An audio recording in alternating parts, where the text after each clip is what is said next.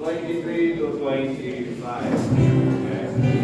If you have memorized the first song natin, Galatians 2:20 and 22. And yesterday, Titus chapter 2, verse 11 to 13, right? Now, I want to teach you the song again from Romans chapter 3, verse 23 to 25. Okay? Whoa. Okay.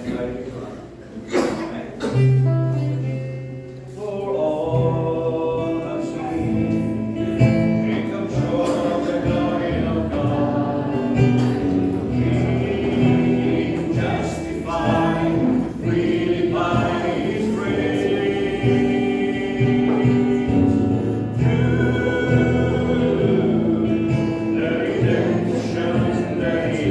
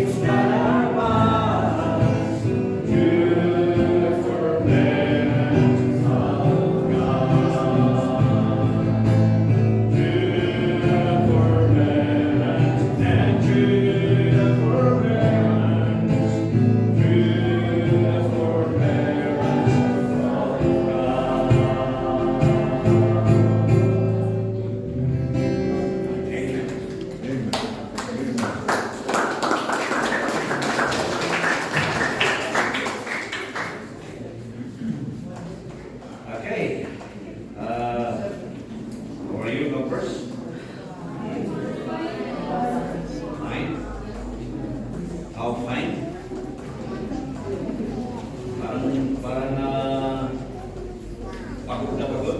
Hindi naman. Kulang sa tulog. Kulang sa merienda. Ha? Lahat na kulang. Okay. 2 Corinthians chapter 5, verse 21. 2 Corinthians chapter, open Bible with me, the book of 2 Corinthians chapter 5,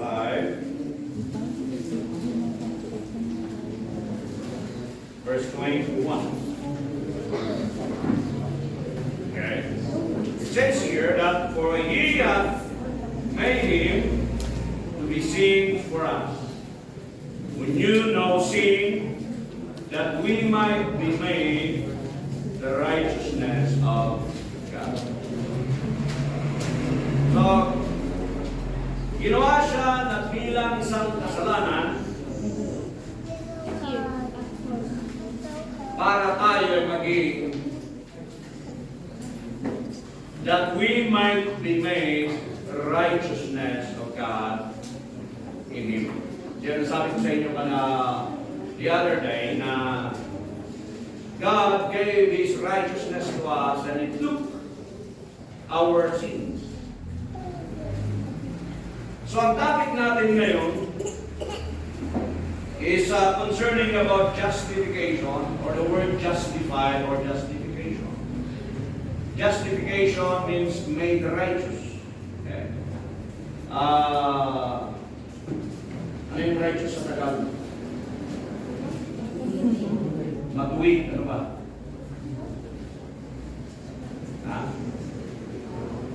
Ano ba yung righteous sa Tagalog? Matuwid? Matuwid, ha? Matuwid. Pinatuwid tayo ng Diyos. Ano ba? Awan, kulang ako sa Tagalog. Ha? So, pinalintad niya tayo ni Kristo. O, piniyatay. So, day one natin, I've discussed to you about the Christ be magnified in our lives.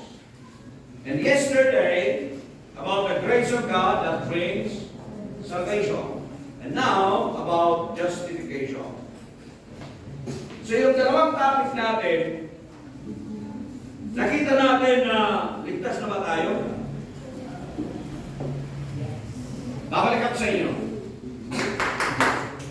Ligtas tayo? Yes. Sure? Yes. How about this group? Yes. Ligtas tayo? Yes. Kahit magunaw ang mundo ngayon, ligtas tayo? Yes. Bakit? By the grace of God. How about this group? Amen. Amen. Are you ligtas? Amen. Sure? Amen. Bakit? Tulad na dyan sa diba? By the grace of God. Okay, kung tayo naligtas, we know and we need to acknowledge yung ginawa ng ating Diyos sa cross. Right? He died for our sins. He was buried and rose again in order for us to have that eternal life and be new creation. So, justification, kung tayo naligtas na, at tayo natanggap na natin yung righteousness ng ating Panginoong Jesucristo, we need to acknowledge how. Paano niya ginawa yun? Hindi lang sa pagkamatay niya sa cross, hindi lang sa pagkapako. Pero ang sabi dito sa kinanta natin, therefore, for all have sinned and come short of the glory of God, being justified freely by His grace. We have that righteousness because of His grace. Purihin ang Diyos. And as we have learned, grace in person is no other than Jesus Christ, right? Titus chapter 2, verse 11, for the grace of God that bringeth salvation hath appeared to all men. So grace of God in person is other than Jesus Christ. And now, we are justified but freely by His grace. Biyaya po yung binigay niya sa amin. We are not righteous. Our righteousness is considered as a filthy rags. Sabi ni Isaiah. Alam niyo yung filthy rags?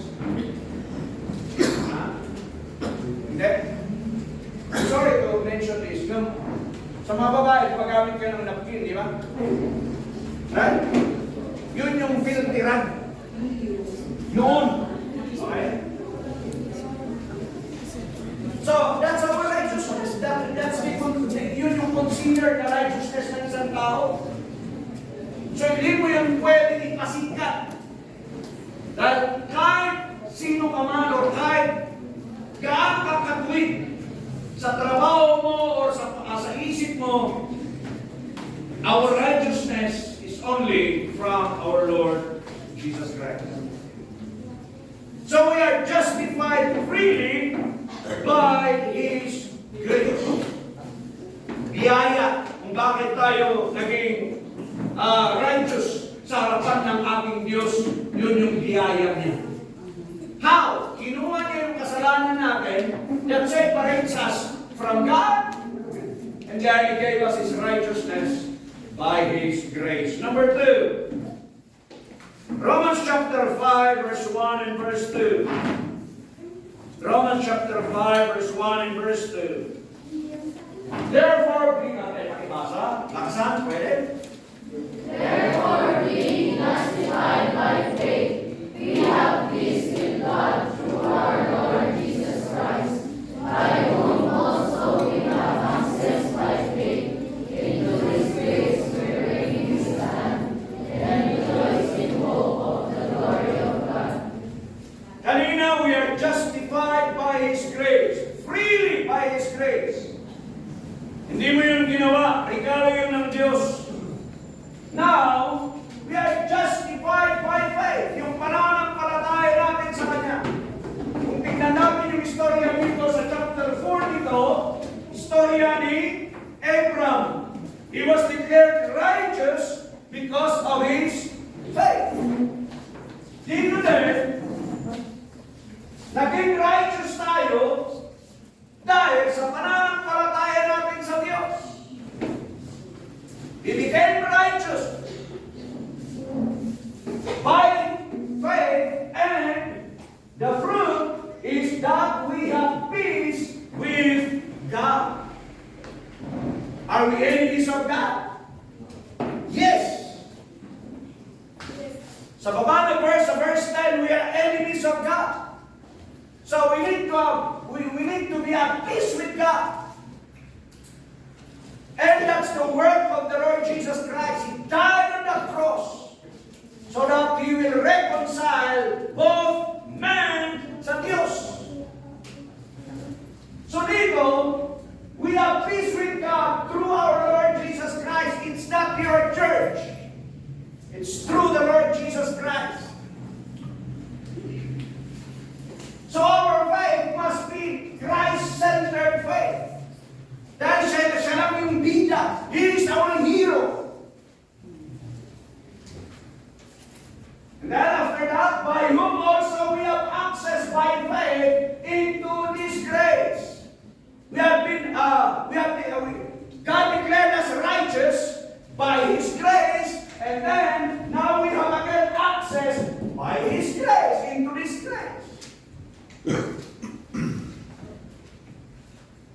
Di ba, yung cellphones natin may mga signal? Right? Kaya parang end of the world kung wala kang signal? Yes. Wow. Kasi nagkaroon tayo ng signal sa Diyos. Nagkaroon tayo ng free access sa Diyos by His grace. Hindi natin pwedeng lapitan ng Diyos dahil makasalanan tayo.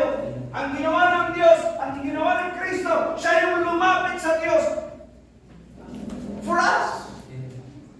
Nung bumaba ang ating ating Kristo, nilapit niya ang Diyos para sa atin. Ngayon naman, siya yung bumalik sa Ama para ilapit tayong mga tao. Yun ang kanyang ginawa. So we have now access by faith into this grace wherein we stand and rejoice in hope of the glory of God. So we have now that access. Anytime, everywhere, anywhere, we can pray. We can talk to God. We have access to the Father. Because of that righteousness na binigay sa atin ng Diyos. Number 3. Romans chapter 5, verse 8 and verse 9. Baba tayo sa verse 8. Pakibasa. Laksan. Okay.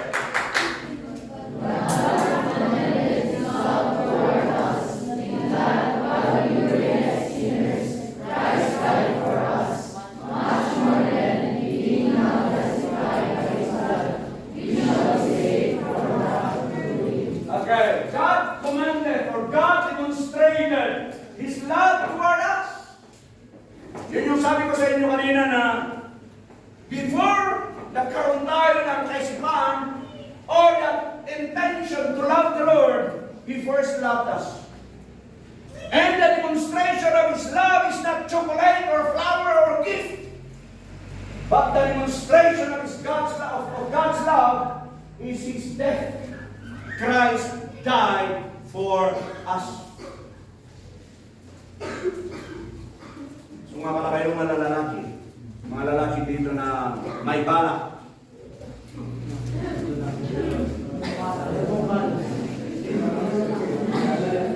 Ha?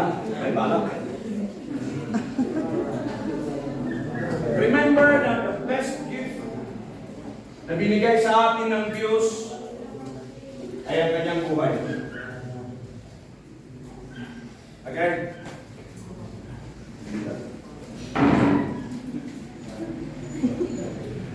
God commanded, God demonstrated His love toward us in that while we were yet sinners, Christ died for us. Now, much more than being now justified by what?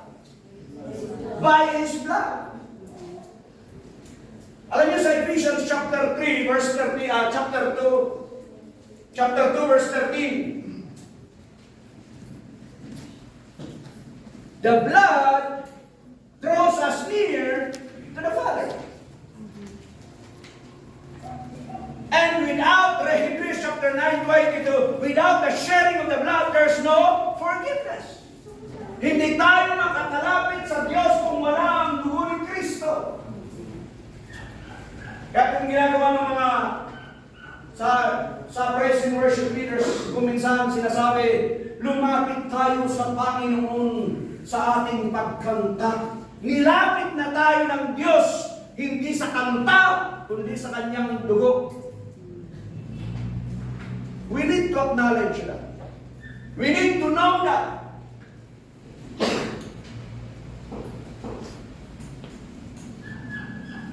So we are justified by His blood.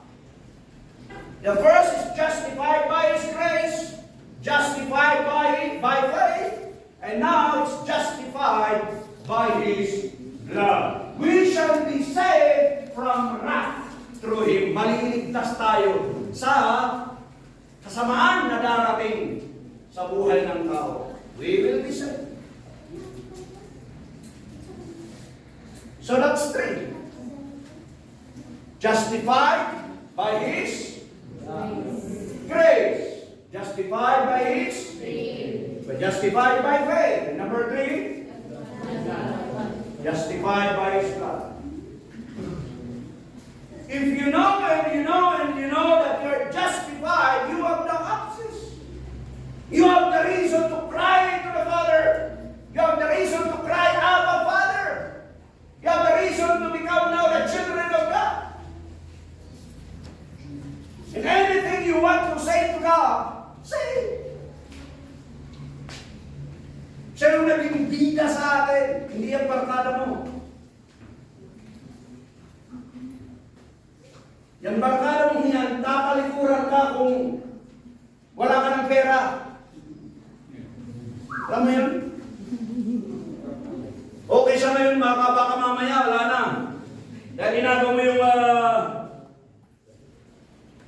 Son. Okay?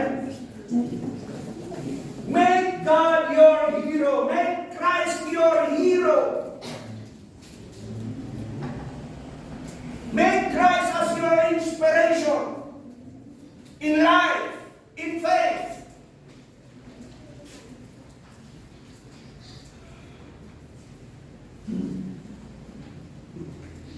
Sabi ng Apostle Paul sa Philippians chapter 3, I want to know Him. I want to know Christ.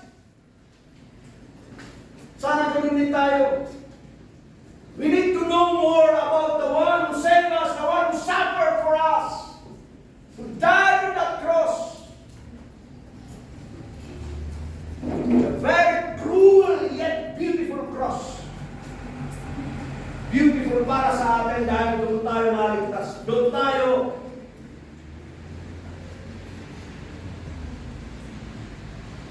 tinubos ng ating Diyos sa cross.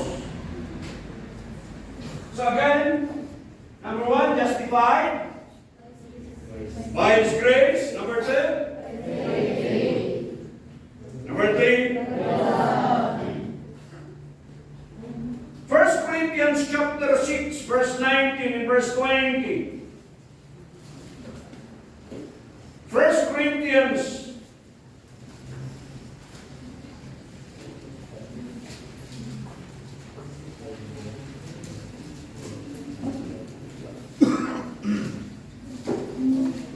okay?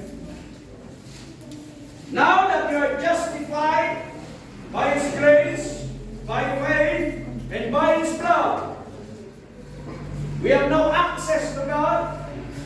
We are now with God. Think of this. What?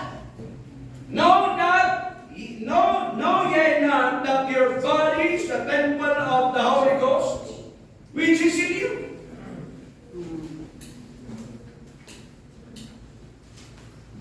Which ye have of God, and ye are not your own. Ye are not your own. I like that word. So kung ang Panginoon ang tumubos sa'yo, Ilocano o Tagalog? Pangasinan, Ilocano. Tagalog. Nasubukan mong magsanla ng hikaw, pero nasubukan mong magsanla.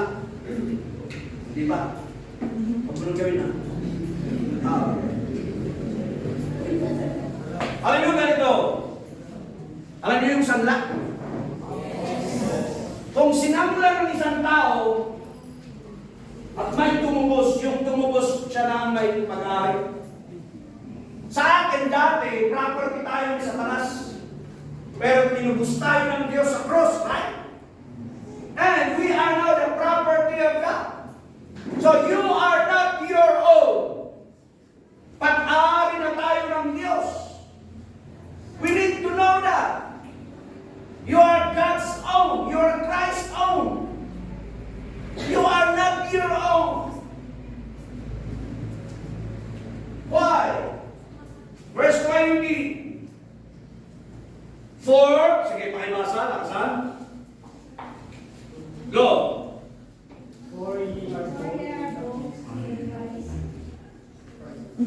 Parang nagbubuhat ng Biblia nila. Okay. Verse 20, sige, pakibasa, go. Yung mga dyan na, go.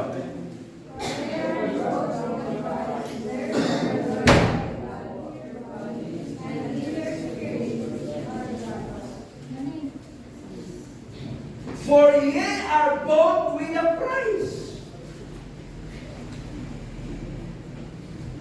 For ye are bought with a price. Ano yung presyo? Yung dugo ni Kristo. The death of the Lord Jesus Christ and the blood of Jesus Christ, the suffering of Jesus Christ, that's our price.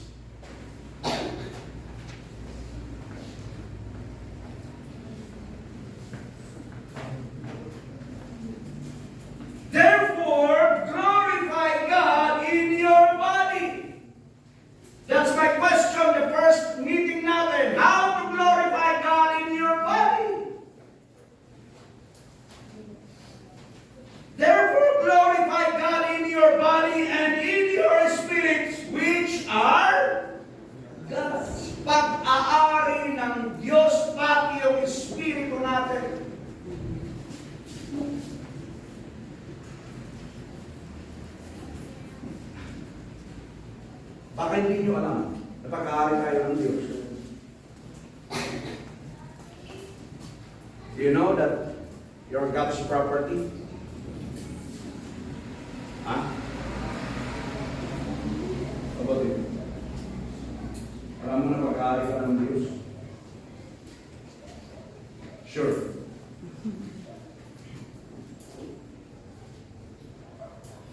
Yeah? No doubt. Ikaw. Sure ka dun. You cannot compromise that. That you are God's property. You are not your own. How about you? Huh? Yes, what? Yeah? Are you happy? Dito. Nanagat ko rin. Dito ang expect na. So, naraksak ka.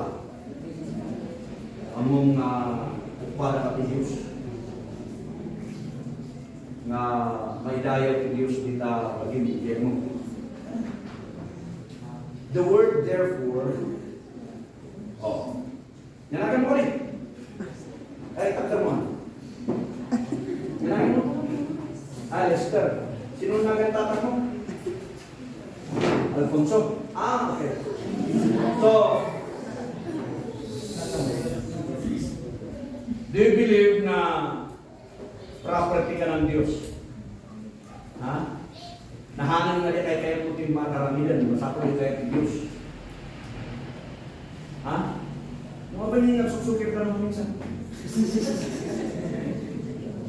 Awanan niya. Nagsinsing pa tayo. So, ay kayo, yan na kamunan. Miss Lester. Okay? So, we are bought with a price by the Lord Jesus Christ. And we are not our own, right? So if we are not our own, Romans chapter 12, verse 1 and verse 2. Pakibasa mo lang here. Romans chapter 12, verse 1 and 2.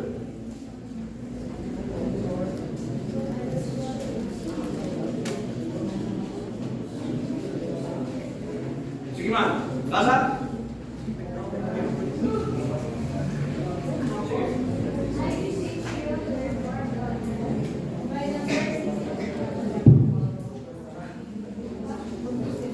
Romans 12, verse 1 and 2. I beseech you, therefore, brethren, by the mercies of God, that ye present your bodies a living sacrifice, holy, acceptable unto God, which is your reasonable service. And be not conformed to this world, but be ye transformed by the renewing of your mind, that ye may prove what is that good and acceptable and perfect will of God. Do not conform to the image of this world, so that you will know the perfect will of God in your life. Anong apelyido mo, madam? Kuya. Apilado. Okay. Ano kaya kung, ay sabagay, babae ka, hindi ka pa naman wala pang masawa? Of course na. Ano kaya ang feeling ng tatay mo at mama mo kung bigla mong papalitan yung apelyido mo na hindi ka pa naman kasal? Papalitan mo ng Gomez, like for example. Masasaktan. Bakit? Makinig kayo, ha? Okay. Why? Bakit sila masasaktan?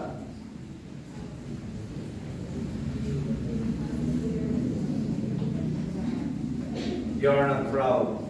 Wala kang respeto. Okay? Ngayon, at pag-aari ka ng Diyos, ano kaya ang feeling ng Diyos kung magiging pag-aari ka ng mundo at saka yung laman mo at saka si Satanas? Ha? Sasaktan. Gusto niyo bang pagsamahin ang Diyos at si Satanas? Ha?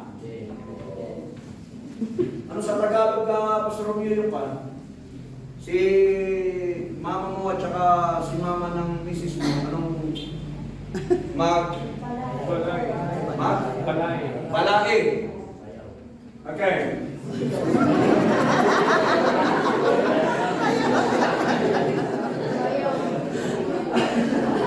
Okay, ka. Okay. Ada girlfriend mo? Ay, hindi ba? Kapag sumbat kayo, sulat. Ada boyfriend mo? Ay, girlfriend mo.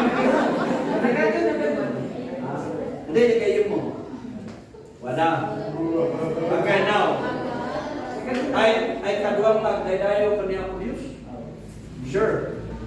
Okay? Unata ganito yun. Kung may girlfriend siya, pagkatapos siya nag-attend siya nananampalataya sa Diyos, ha? Hindi nakipagrelasyon at nakipagkasawa sa hindi naman nananampalataya. So, ang Diyos at si Satanas magbalae. Hindi apayaw dahil na ang ama niya ang Panginoon, di ba? Yung ama ng girlfriend niya, si Satanas, di ba? Dahil hindi nga mananampalataya. Diretsa ang salita. Right? So, ang magbalai ang Diyos at si Satanas, pwede ba yun?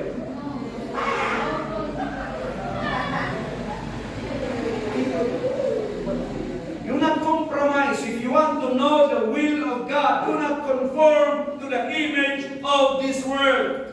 Apostle Paul used the word, I beseech. Kung siguro sa mas matinding salita sa Tagalog, nagmamakaawa ako sa inyo. Huwag niyong gawin yung mga ginagawa ng sanlibutan. Do not compromise. Why? You are God's property.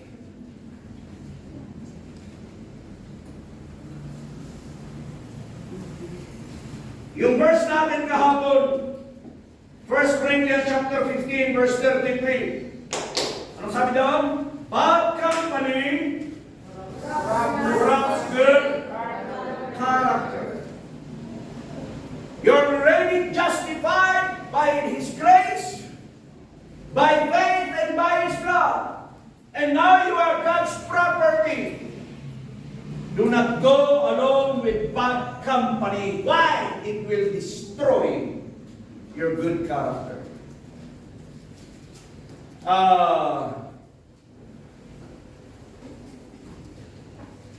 May ask, wait, teka. Yan mo. Gabriel, saan si Michael? Ay, Gabriel mo ito. Surround Gabriel. Okay. Dalawa.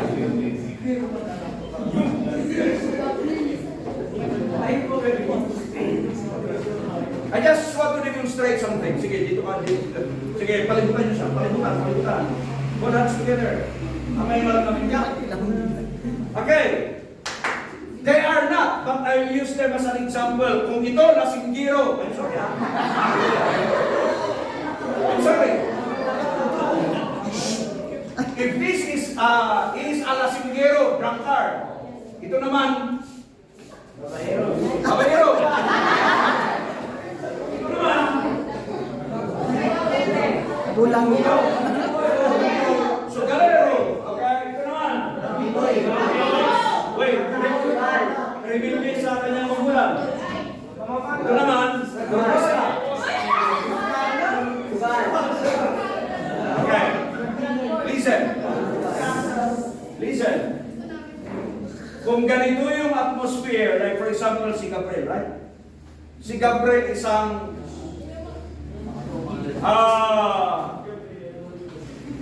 mananampalataya. At ganito yung surroundings niya. Can he survive? Yes. Others no. Others maybe. It depends. Pero yung situation ni Gabriel, mahirap. Diba? Ang gugwapo naman nila, diba?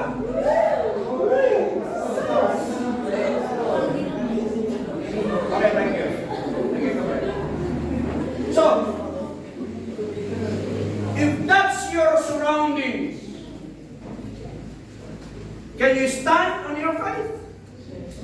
Yes. The word says, do not compromise. I will use an example. I will use one character sa Biblia natin in a person of Noah. Genesis chapter 6, verse 5 to 9. Genesis chapter 6, verse 5 to 9. Can you read it with me, please?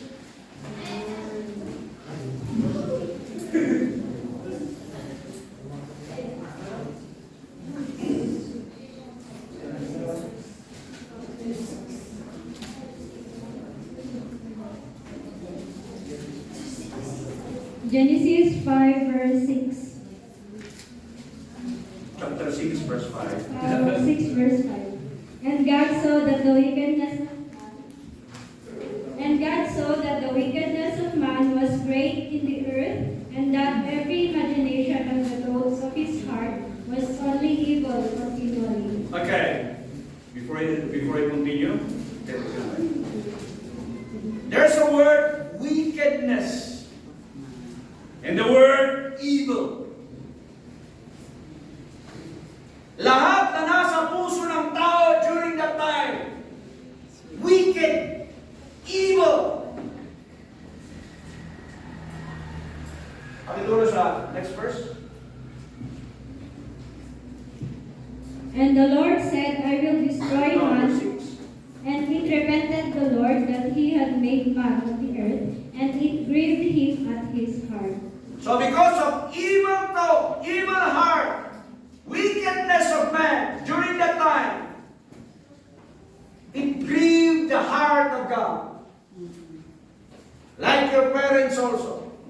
When you do something wrong, in your house, in your community, in your school, tatawagin yung parents niyo sa principal's office, sasabihin ang anak niyo balagan. Diba? So, it grieved the heart of parents. So with God, during the time of Noah, it grieved the heart of God because of the evil thought, the wickedness of man. And, next verse. And the Lord said, I will destroy man whom I have created from the face of the earth, both man and beast, and the creeping thing, and the fowls of the air, for it repenteth me that I have made them. Okay, verse 8. Until verse 9. But Noah found grace in the eyes of the earth, eyes of the Lord. These are the generations of Noah. Noah was a just man and perfect in his generations, and Noah walked with God. In the midst of wickedness and evilness of man, Noah found favor in God. And the Bible says that Noah was a just man, a righteous man, perfect in his generations, and Noah walked with God. Kahit ganun klaseng, karumalduman na klaseng na generation, napakaduming generation, a crooked generation of Noah. And yet the Bible says, Noah found favor in the Lord because he is a just and perfect man. Pansinin nyo yun. The generation of young people ngayon, napakaraming klaseng gawain. Di ba? In the end, if Noah, by God's grace, stood up and didn't compromise, and didn't follow the majority, he stood up and he stayed just in the sight of God. Kung kaya ng Diyos na gawin yun kay Noah, kaya niyang gawin sa iyo yun, sa iyong generation na kinarunungan. Kaya niyang gawin yung sa Pangasinan. Through you. Okay? Taga saan ka? Baguio. Ay, not yung Baguio. Maria Basa. God can use you in Maria Basa to show the glory of God. Know that? Kung mga young people sa Maria Basa, pasaway, here's, what's your name? Jasmine. May makikita ang mga taga Maria Basa named Jasmine na hindi katulad ng mga pasaway. Tama yun? Kagaya dito sa camp, alangan naman na ikaw ang pasaway. Right?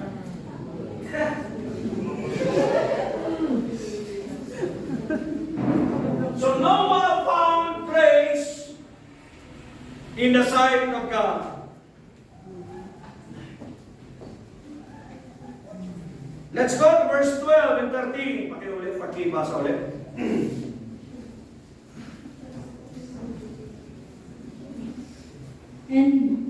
And God looked upon the earth, and behold, it was corrupt, for all flesh had corrupted his way upon the earth.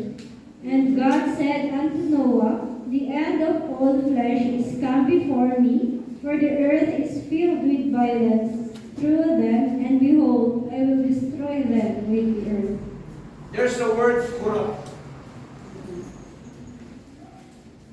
Corrupt generation. Ang sabi ni Peter sa kanyang mga audience sa Book of Acts, save yourselves from this corrupt or untoward, crooked generation. Ang ginamit dito, God looked upon the earth and behold, it was corrupt. Though corrupted ang earth, yet there's a one man named Noah. Mismo ang Diyos ang nagsabi, He is righteous. Sana sa generation natin ngayon,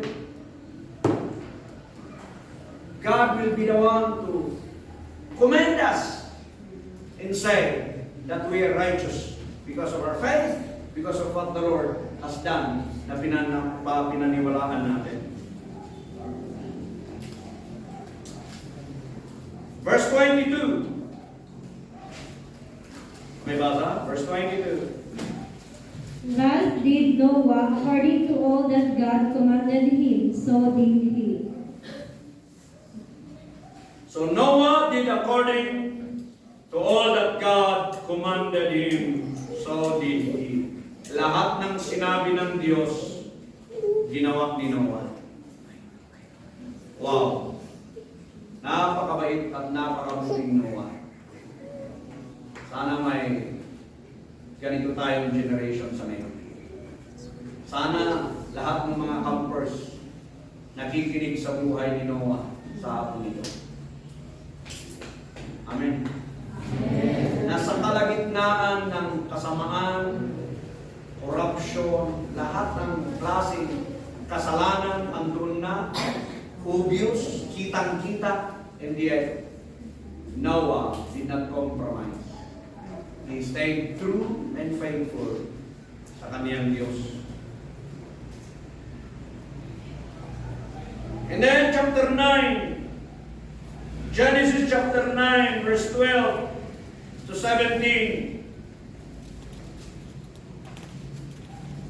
Genesis chapter 9, verse 12 to 17. After the flood, after na yung judgment ng Panginoon, bumaba. Sa verse 12, pakibasa.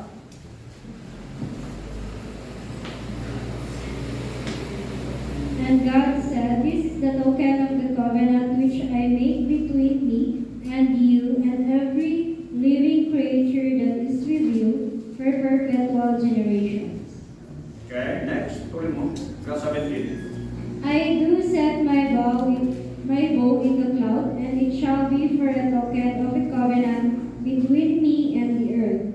And it shall come to pass when I bring a cloud over the earth, that the bow shall be seen in the cloud. And I will remember my covenant, which is between me and you and every living creature of all the flesh.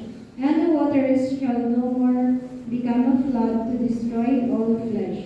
And the bow shall be in the cloud, and I will look upon it, that I may remember the everlasting covenant between God and every living creature of all flesh that is upon the earth. And God said unto Noah, This is the token of the covenant which I have established between me and all the flesh that is upon the earth. Okay. After na nagsettle yung tubig, God made a covenant to Noah. And it shall come to pass, verse 14, when I bring a cloud over the earth, that the bow shall be seen in the clouds, or the rainbow. You will see the rainbow. And that's the covenant of God. May nakakita sa inyo ng rainbow? Yes.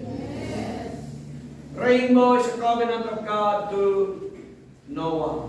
So every time we see a rainbow, remember Noah, the righteous man during his time.